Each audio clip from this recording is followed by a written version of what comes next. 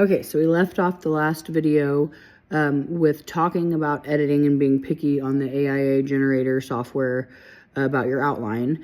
And so after you do your outline, it's going to let you pick different tones of writing or different writing styles. It is pretty cool.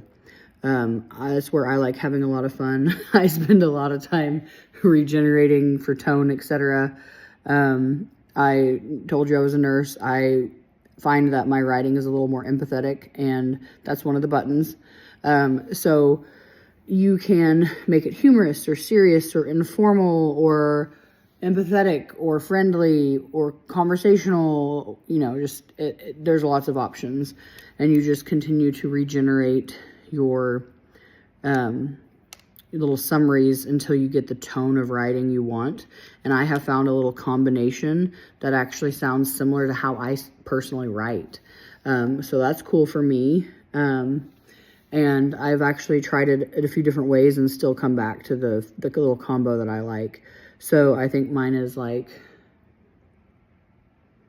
oh, we'll have to look at it. I don't want to quote me on it. I know empathetic's one of them. So, but anyway, so after you get your tone that you like, you then generate your manuscript. It uses a manuscript credit. If you're only purchasing them one at a time, that little button costs you $1,000. It's pretty nerve-wracking to hit $1,000 button. Yeah. And then what you end up with is an AI generated manuscript where they've written an entire book for you. Pretty cool. Then you still have work to do, but it is nice, fast, easy, efficient. It's a good shell to start with. And you'd be surprised at how good it is. I feel like that's going to even get better. Like right now we're on that little precipice cusp of where AI can take us. And, a little scary, but I think the AI writing is only going to improve too. I get really bossy with ChatGPT. I spend a lot of time telling ChatGPT to avoid AI patterns.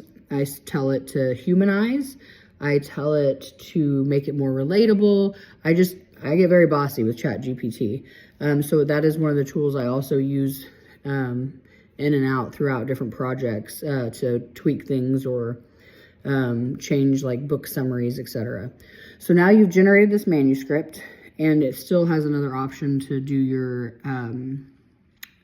book description for you because it already knows the book, and you can regenerate those.